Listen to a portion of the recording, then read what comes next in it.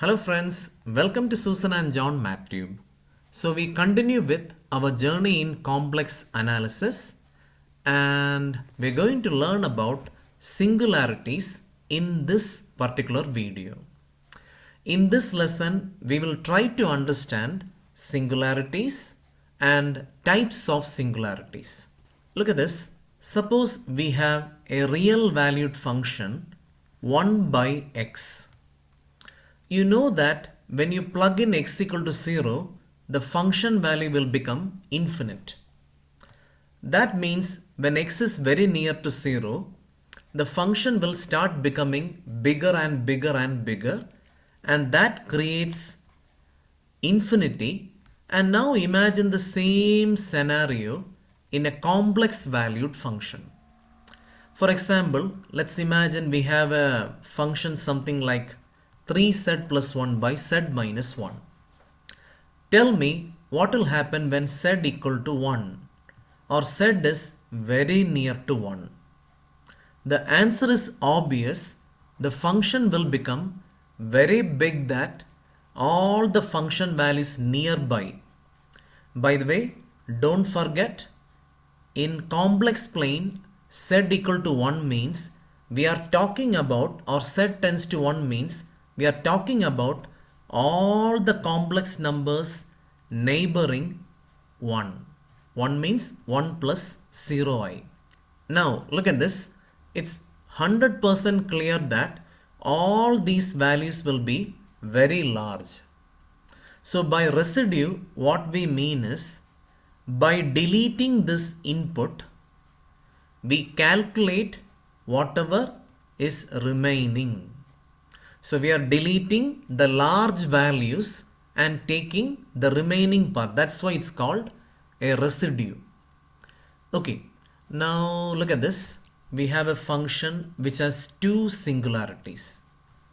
By the way, the technique used to graph this is we take the input x comma y, and instead of taking the output directly, they take the modulus of the output, which will be a real number. And that is why you can see the real axis, the imaginary axis, and the output on the z axis. So we don't need two different planes like the xy plane and the uv plane.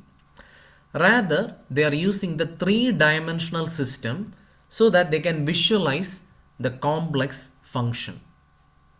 And this is another way. It's like what you call the mapping, color mapping. Anyway, let's go to the definition.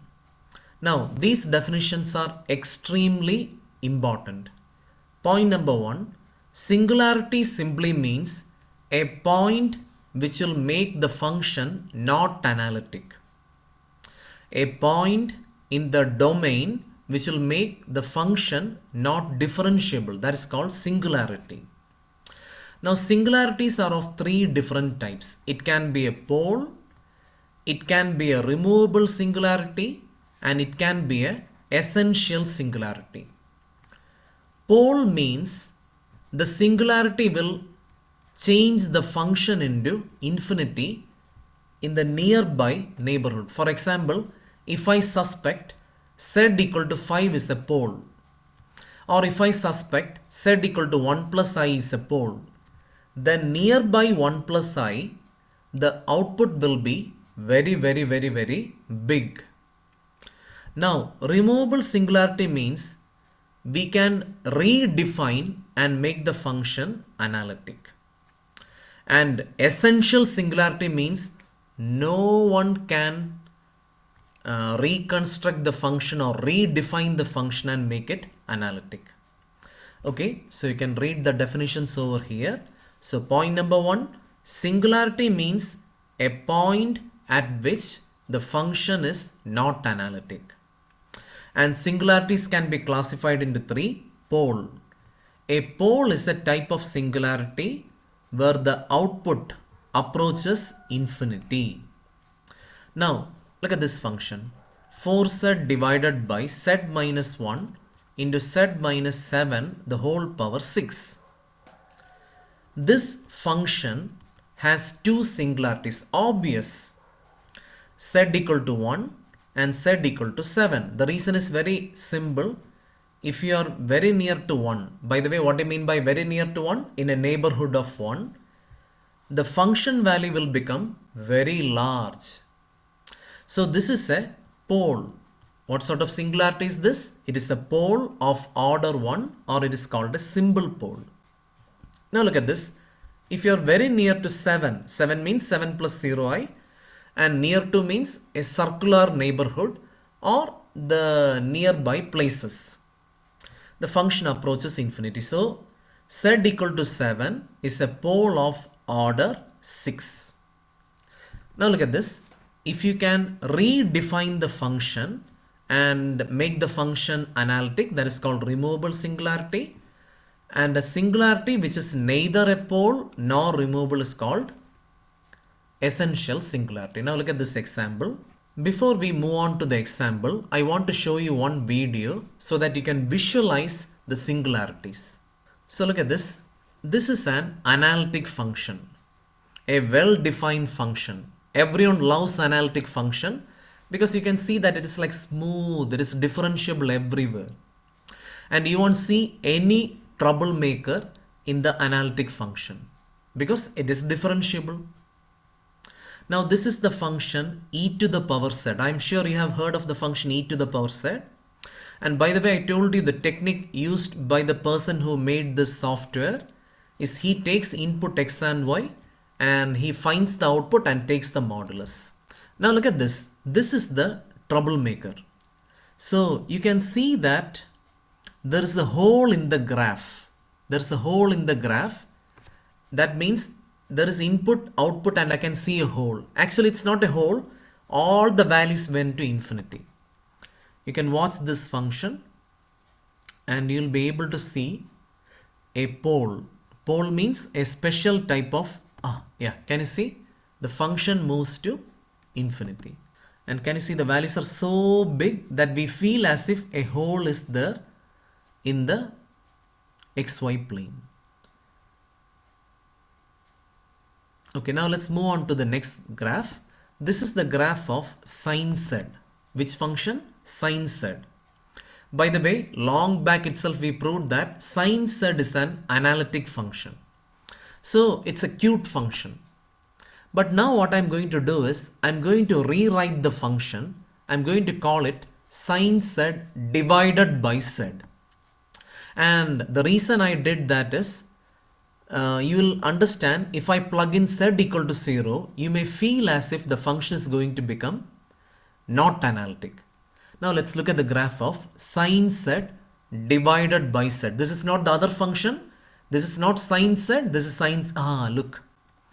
There is a hole at the origin because the value became infinite. But this is a removable singularity. So this is a removable singularity. Now look at this. I'll show you another function. Can you see this function becomes infinity at the origin? But this is a removable singularity. Now let's take a look at another function, that is e to the power 1 by z, and you'll be able to see an essential singularity. Essential means the graph is torn and the values go to infinity in such a weird way that no one can stop it. We cannot have a residue. Even if you take that infinity part away, the value will be so big it will give you trouble.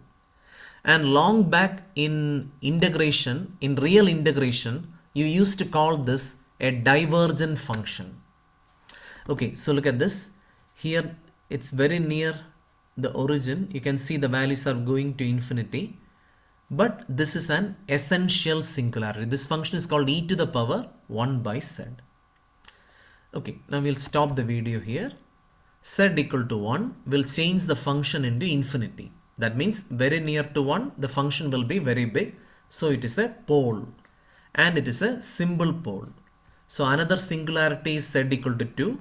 That is also a pole. Now look at this. This is also a pole. Z equal to 1 is a pole and the order is how much? 4. Now look at this. This function can be redefined. If you write like this, f of z equal to sin z by z, z not equal to 0. and 1 z equal to 0, it becomes analytic. And that is why this is called a removable singularity. And you might notice one more thing. Nearby 0, the troublemaker, nearby the singularity, the value is not infinity. In pole, the value will become infinity. But in removable singularity, the value is not infinite, it is finite. And now the last one. Last one is this weird function. It is uncontrolled infinity. It has a wild behavior. Okay, now let's go for the expansion method. Before that, let's take a look at Lorentz series. I hope you still remember the expansion of function. So a complex function can be expanded into a Lorentz series. Lorentz series means you will be able to see negative powers. For example, 1 by z plus 1 by z square plus 1 by z cube plus positive powers plus etc. etc. So can you see? This function has negative powers. We call them negative powers because z to the power minus 1, z to the power minus 2. Or you can imagine 1 by z minus 1 plus 1 by z minus 1 the whole square plus 1 by z minus 1 the whole cube plus etc. etc. Now look at this. Here we have finite number of negative powers. And here we have infinite number of negative powers. If you have infinite number of negative powers, we can understand it as essential singularity. That means it's the worst of the worst, the wildest behavior. It's an essential singularity. But if you have something like this, then it is a pole. And if the negative powers does not appear in the expansion, then it is a removable singularity. And the residue, what do you mean by residue? The remaining part after we kick out that infinity is actually the coefficient of 1 by z minus z naught. Okay, let's work out some problems. And I want all of you to take a pen and paper right now because these problems are super important. Maybe not in this video, but sometimes in complex integration, they ask questions like this. Okay, so we have a function sin z by z. So my brain tells me z equal to 0 is a really bad person. It is a singularity because I feel as if it is going to infinity. Anyway, you saw the graph. So what I did is I used the logic a by b is 1 by b times a. That is 1 by z times sin z. And if you remember, we had a shortcut to expand sine and cosine. So easy. Sine will have odd power, cos will have even power. And I'm applying the expansion of sine. Now look at this. I took this 1 by z inside. Oh wow, 1 by z disappeared. There is no negative power in this expansion. The suspect was z equal to 0. And I don't see 1 by z minus 0 in this expansion. That means there is no 1 by z. There is no negative power. And that means it is a removable singularity. And there is no need to find residue. Okay, now look at this. Sin z by z to the power 6. Just like I told you before, my brain tells me this is a singularity. Of course, it is a singularity. And I feel the order is 6. I don't know. So what did I do? I am applying the expansion method. Now look at this. There are negative powers. What do you mean by negative powers? Z to the power minus 5. Z to the power minus 3, z to the power minus 1. Who is the suspect? Z equal to 0. So I should check for 1 by z minus 0, which happens to be 1 by z. Okay, can you see? I have kept it in different color. So this value will be the residue. And do you know, this is a pole of order 5. What is the order of this pole? It is a pole of order 5. Once more, singularity can be three types: essential, removable, and pole. And pole will exist if there are a finite number of negative powers. Okay, now let's go for the next one. Look at this, e to the power 1 by z. In the graph itself, I told you it's an essential singularity. I'll show you why. If you expand this function using our standard expansion, do you remember the expansion of e power z? 1 plus z by 1 factorial plus z square by 2 factorial plus etc. I'm applying this expansion and I can see infinite number of negative power. Look, z power minus 1, z power minus 2, z power minus 3, etc, etc, etc, etc. This is an essential singularity. Hopeless. Now let's go for the next function, e to the power z by z power 5. I applied the same trick. Okay, I can see the principal part. Principal part means the negative powers, the part with negative power. Z power minus 5, z power minus 4, minus 3, minus 2. Okay, there are countable, finite. And here we go, there is our residue. And positive powers, I don't care, there can be infinite. And it's a pole of order 5. Now, I want you to try this question by yourself. 1 minus cos z by z. Comment below whether it has removable singularity, or is it an essential singularity, or is it a pole. I'll give you a hint. You can write this as 1 by z multiplied by 1 minus cos z. And SOEC. So 1 by z multiplied by 1 minus z square by 2 factorial plus z to the power 4 by 4 factorial minus z to the power 6 by 6 factorial minus etc. This will get cancelled. You open the bracket, simplify, and tell me whether it is removable, essential, pole. Come on. If you are using this video, I'll strongly recommend comment below this answer. I'll give you one more problem. These problems are going to be super important when you learn Cauchy's residue theorem with integration techniques. So divided by z cube. Come on, comment below whether it is removable, essential, or a pole. The last question, 1 by cos z by z to the power 5. Is it removable, essential, or pole? Once more, I want you to comment below. Question number 1, write the answer.